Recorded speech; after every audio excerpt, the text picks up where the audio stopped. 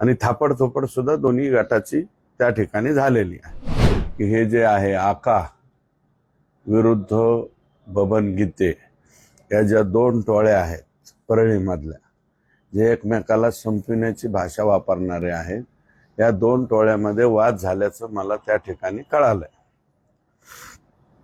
आता प्रशासन सांगताना इतरांची नावं सांगतायत, परंतु इतरांचे नावं नाही।